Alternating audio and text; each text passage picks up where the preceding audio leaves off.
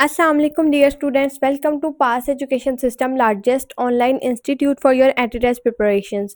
Dear students, अभी तक UET के बारे में बहुत ज़्यादा क्वेश्चन पूछा जा रहा है कि यूईटी की ओरिएंटेशन अटेंड करना ज़रूरी है या नहीं, क्या हमें अटेंड करनी चाहिए या नहीं, इसके अंदर क्या होता है। जो students E CAT 2 first time देने जा रहे हैं उनके लिए ये क्वेश्चन ज़्यादा है, उनका ये क्वेश्चन ज़्यादा है कि ओरिएंटेशन को अटेंड करना चाहिए या नहीं। तो डियर स्टूडेंट्स, आपको ओरिएंटेशन वाले दिन जस्ट ये बताया जाता है कि यूईटी का टेस्ट आपको पता है कंप्यूटराइज्ड टेस्ट होता है, कंप्यूटर पे टेस्ट होता है, आपका क्विज होता है, वो क्विज टाइप वो होता है, तो उसको वहाँ पे अटेंड कैसे करना है। दूसरी बात ये है कि यूईटी के टेस्ट में नेगेटिव मार्किंग होती है, तो जब आपने कंप्यूटर पे क्वेश्चन सॉल्व करने हैं तो अब आपने वहाँ पे क्वेश्चन स्किप कैसे करने हैं, अगर आपको आते हैं आप सॉल्व कैसे करेंगे। तो ये जो सारा प्रोसीजर है ना, वो आपको एक डेमो ओरिएंटेशन वाले दिन दे देते हैं।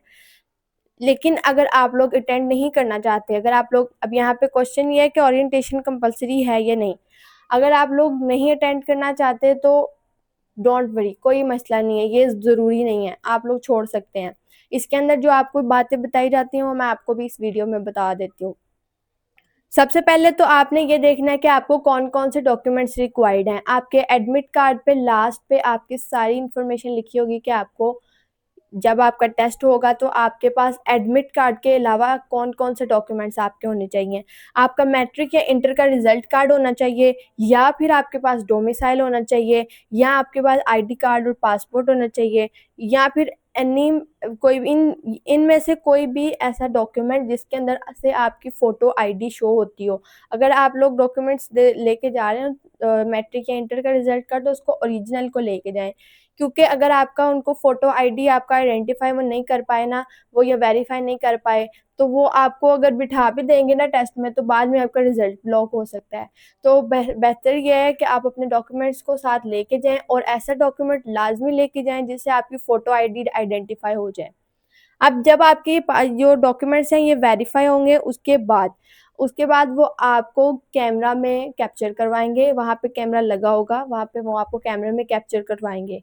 तो डियर स्टूडेंट्स, यहाँ पे क्वेश्चन होता है कि हम लोग जो फीमेल स्टूडेंट्स हैं ये इनको उतारना पड़ेगा या नहीं उतारना पड़ेगा।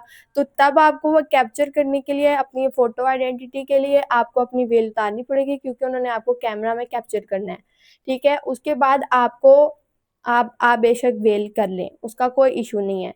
फिर उसके बाद थ्रू आउट द टेस्ट में आप वेल कर सकती हैं। उसके बाद अब कुछ इम्पोर्टेंट इंस्ट्रक्शंस हैं। जब आपको उन्होंने अब आपने जो सबसे पहला काम करना है, सबसे पहले तो आपने अपने सेंटर में टाइमली पहुंचना है। अगर 8 बजे आपकी रिपोर्टिंग टाइमिंग है ना, तो आपने 8 बजे, 9 बजे, 8:30 9 बजे अगर पेपर स्टार्ट होना है ना, तो आप 8 बजे सेंटर में पहुंचे।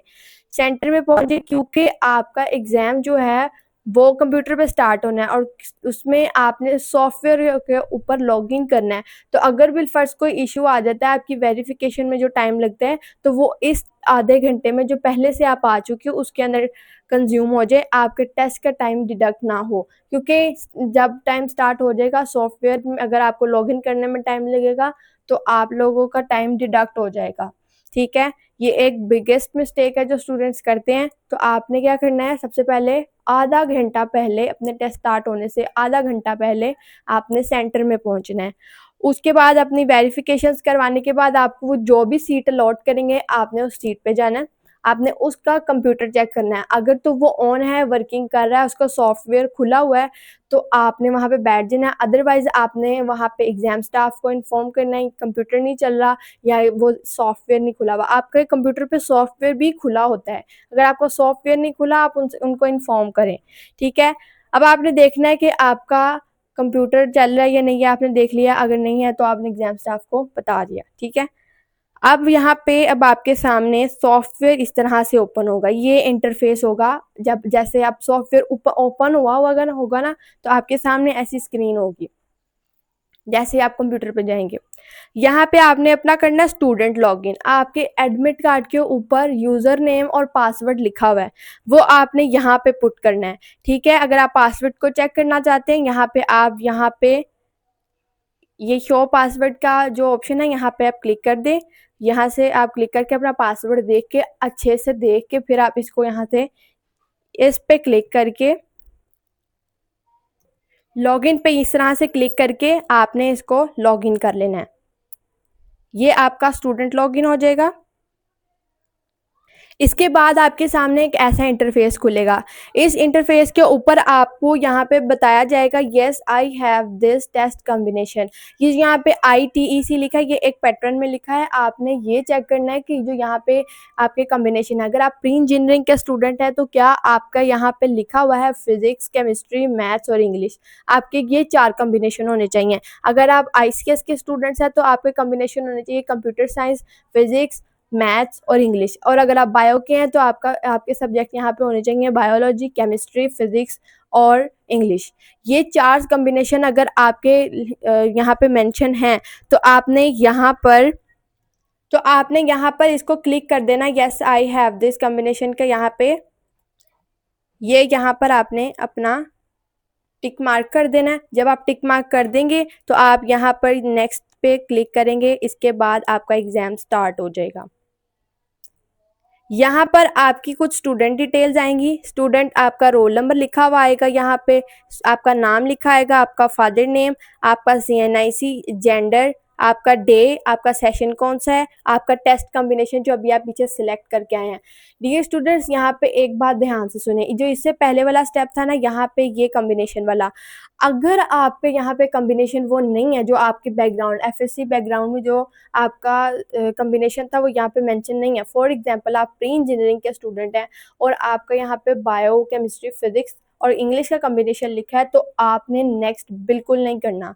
आई एम अगेन रिपीटिंग, आपने नेक्स्ट नहीं करना, वरना आपको टेस्ट मेडिकल का सॉल्व करना पड़ेगा और मेडिकल के 30 MCQs आपके होंगे और वो आपको सॉल्व करने पड़ेंगे। अगर वो गलत तो आपका ECAT का टेस्ट मैक्सिमम 30 मार्क्स आपके गए। आपने यहाँ पे ध्यान रखना है, अपना सब्जेक्ट कॉम्बिनेशन देखना है। अगर तो यही है तो देन वेल एंड गुड, आप यहाँ पे टिक करें और नेक्स्ट कर दें। अगर नहीं है तो आप अपने लैब स्टाफ को बोलें, वो आपका एग्जाम स्टार्ट होने से पहले आपका जो है एडमिन में इन्फॉर्म करेंगे कि इस स्टूडेंट का जो है वो कॉम्बिनेशन सेम नहीं आ रहा है, इसका चेंज करें। ठीक है, अगर आपने कर दिया तो आपको उसी कॉम्बिनेशन से करना पड़ेगा। फिर सॉफ्टवेयर जो है वो आपको अलाउ नहीं करेगा कि आप अपना जो कॉम्बिनेशन है वो चेंज करें। ये मिस्टेक बिल्कुल मत कीजिएगा। उसके बाद आपके पास इस तरह से स्टूडेंट डिटेल्स आ जाएंगी। यहाँ पे आपकी सारी स्टूडेंट डिटेल्स होंगी, यहाँ पे आपकी पिक्चर लगी होगी। यहाँ पे आपने अपने लैब कोऑर्डिनेटर से कह के यहाँ पे अपनी लैब पिन लिखवानी है। यहाँ पे आपने लैब पिन करके यहाँ से वेरीफाई करेंगे तो इसके बाद आपका ये इंटरफेस ओपन हो जाएगा।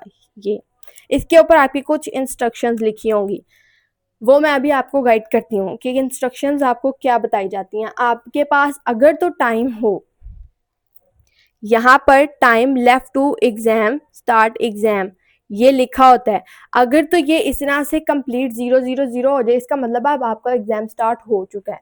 ठीक है, अगर आपका ये है तो आप फौरन अपने एग्जाम की तरफ जाएं। अगर आपके पास टाइम है तो आप इसको रीड कर सकते हैं, otherwise don't waste your time on reading these, because आपको इसके अंदर जो भी इंफॉर्मेशन है आप पहले से पढ़ चुके हैं, आपको बताया जा चुका है, इतनी वीडियोस में आपको एक्सप्लेन किया जा चुका है और इस वीडियो में आपको दोबारा एक्सप्लेन कर रही हूँ।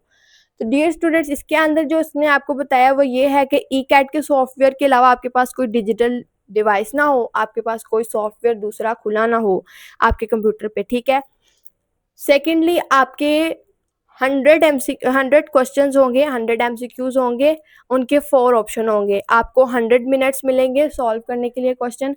आपने उन 100 मिनट्स में 100 MCQs को सॉल्व करना है।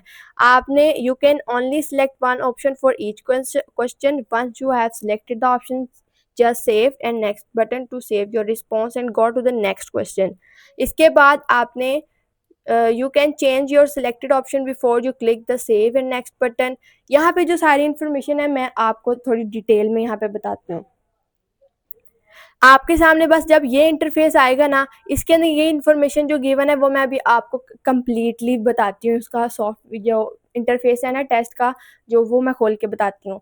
फिलहाल आपने अभी यहाँ पे क्या करना है, आपने यहाँ पे ये जो ऑप्शन है, I have read all the exam instructions carefully, my exam software and computer are working properly, इसको आपने करना है। इसके बाद आप एग्ज़ाम स्टार्ट के ऑप्शन पे क्लिक कर देंगे, ठीक है। उसके बाद जब आप यहाँ पर आएंगे, ये आपका टेस्ट स्टार्ट हो चुका है, ठीक है। अब यहाँ पे आपके पास यहाँ पे लिखा हुआ है स्टूडेंट डिटेल्स। ये जो अभी आपने स्टूडेंट डिटेल्स अपनी पीछे देखी हैं, एक इंटरफेस आया था, ये वो डिटेल्स हैं, ठीक है। इसके बाद यहाँ पे वो अटेम्प्टेड क्वेश्चंस हैं, आपने कितने क्वेश्चंस अटेम्प्ट कर लिए हैं। ये जूम इन और आउट का ऑप्शन भी अब आपको मिलता है कि क्वेश्चन बहुत छोटा लिखा होता है तो आप यहाँ पे जूम इन और जूम आउट करके क्वेश्चन को बड़ा और छोटा करके देख सकते हैं, ठीक है। ये फिनिश एग्जाम का ऑप्शन है। फिनिश का एग्जाम का ऑप्शन आपका हाफ, जब टाइम आपका गुजर जाता है टेस्ट का तब ये इनेबल हो जाता है। तो अगर आपका टेस्ट पहले हो जाता है, आप फिनिश एग्जाम को क्लिक करके अपना एग्जाम सबमिट करवा सकते हैं, ठीक है। अब यहाँ पे पेपर टाइम स्टार्ट हो रहा है। अगर आपका 9 बजे जो जितना टाइम रह जाएगा वो यहाँ पे टाइमर भी आपका लग जाएगा। इतनी बात समझ आ गई है सबको? ये सब सब चीज़ें यहाँ पे मेंशन है, ठीक है। अब जो मेन चीज़ है एमसीक्यू सॉल्व करते वक्त, वो ये है, यहाँ पर ना आपके ये जो 100 एमसीक्यूज हैं, ये सारे वो क्वेश्चंस जो है उनके ब्लॉक्स बने हुए हैं। ये क्वेश्चन है, ये क्वेश्चंस के नंबरिंग दी हुई है। जब आप इन क्वेश्चंस पे जाएंगे आपको डिफरेंट क्वेश्चंस शो होंगे। अब यहाँ पे ना 4 ब्लॉक्स हैं। इन 4 ब्लॉक्स का एक मतलब है, जब आप लोगों ने कोई क्वेश्चन स्किप किया होगा, स्किप क्वेश्चन कैसे होगा, अभी ये जिस तरह से ये इंटरफेस खुला है ना, अभी इसके ऊपर कोई ऑप्शन मैंने सिलेक्ट नहीं किया हुआ, तो अभी इस जो क्वेश्चन है ना इसके अंदर कोई करंट नहीं गया। अब मैंने इसके अंदर जो भी ऑप्शन, फॉर एग्जांपल अगर मैंने ए सिलेक्ट करनी है, ठीक है, मैंने ए सिलेक्ट कर दी, ठीक है। अब मुझे बाद में याद आया कि नहीं, इसका ए ऑप्शन नहीं था, बी था। अब मैंने अभी इसको कुछ नहीं किया, अभी मैंने ऑप्शन लगाया, फिर मैंने बी लगा दिया। अब बी लगा के मुझे याद आया कि ये ऑप्शन अभी मुझे समझ नहीं आ रहा है, अभी इसको कंफर्म करना है। तो आप लोग क्या करेंगे, आप लोग अब इसको नहीं कर सकेंगे, अब आपको ऑप्शन लगाना पड़ेगा। जैसे ही आप किसी एक ऑप्शन पे क्लिक करते हैं, आपका स्किप एंड नेक्स्ट का जो ऑप्शन है वो यहाँ से डिसेबल हो जाता है। जब आपका एक दफ़ा करंट जा चुका, उसके बाद आप लोग इसको स्किप नहीं कर सकते क्वेश्चन को, ठीक है। तो आपने ध्यान से किसी भी ऑप्शन पे क्लिक करना है, ठीक है। उसके बाद जो यहाँ पे ग्रीन कलर है, इसके अंदर आपने कोई भी ऑप्शन सेलेक्ट किया, फॉर एग्जांपल मैंने ए ऑप्शन सेलेक्ट किया and I did the click on the save and next button, ठीक है। आप मैंने इसको क्लिक किया तो इसके बाद ये मेरा क्वेश्चन सॉल्व हो जाएगा और ये सेव होके नेक्स्ट पे चला जाएगा। जब आपका क्वेश्चन सेव और नेक्स्ट हो जाएगा, फिर आप उस क्वेश्चन पर दोबारा वापस नहीं आ सकते, ठीक है। वाइट ब्लॉक का मतलब है कि क्वेश्चन लॉग्ड है। अभी आप फर्स्ट क्वेश्चन पे हैं, और ब्लू का, लाइट ब्लू कलर का मतलब है कि करंट क्वेश्चन आपका ये है। जो ये ब्लू कलर है, अभी हम लोग फिलहाल क्वेश्चन नंबर 1 पे हैं, तो क्वेश्चन नंबर 1 पे ब्लॉक का कलर ब्लू है। जो इससे नेक्स्ट है वो सारे क्वेश्चंस लॉग्ड हैं, तो वो तमाम क्वेश्चंस क्या हैं, वाइट कलर में है, ठीक है। ये मेन चीज़ें हैं जो आपने जिनका ध्यान रखना है। सेकेंडली, अब इसके अंदर आपको ये भी चीज़ें पता होनी चाहिए कि जो आपका ई कैट है उसमें होती है नेगेटिव मार्किंग। नेगेटिव मार्किंग का मतलब है कि आपके 4 जो आपके 100 एमसीक्यूज हैं वो एक एमसीक्यूज 4 मार्क्स का है, तो 400 आपका टोटल ई कैट का टोटल मार्क्स हैं, ठीक है। तो उसके अंदर अगर आपका एक एमसीक्यूज गलत होता है, तो एक एमसीक्यूज गलत होने का आपका -1 डिडक्ट भी होता है, तो माइनस आपका 4 भी होगा और एक -1 भी होगा, तो फिर -5 आपके एक एमसीक्यूज के कटेंगे अगर आपका आंसर गलत है। सेकंड, अगर आप एक स्किप कर देते हैं, स्किप करने पे आपको आपके जस्ट 4 मार्क्स डिडक्ट होंगे आपके। इसीलिए ई कैट में छोड़ देना क्वेश्चंस बेहतर है गलत अटेम्प्ट करने से। नेगेटिव मार्किंग से अच्छा भला स्कोर ऊपर जाता नीचे आ जाता है, तो आपने नेगेटिव मार्किंग नहीं होने देनी, ठीक है। एक गलत होने पे आपके -5 होंगे, एक छोड़ देने पे 4 जाएंगे और एक सही होने पे आपको 4 मिलेंगे, ठीक है। ये तमाम वो इंस्ट्रक्शंस हैं जो यहाँ पे आपको मिली हुई हैं। अगर आपका टाइम से पहले एग्जाम खत्म हो जाता है, आपने फिनिश एग्जाम के बटन पे क्लिक करके अपना एग्जाम सबमिट करवा के अपने सेंटर से बाहर आना है, ठीक है। And at the end, very best wishes for your E CAT 2। अल्लाह हाफिज।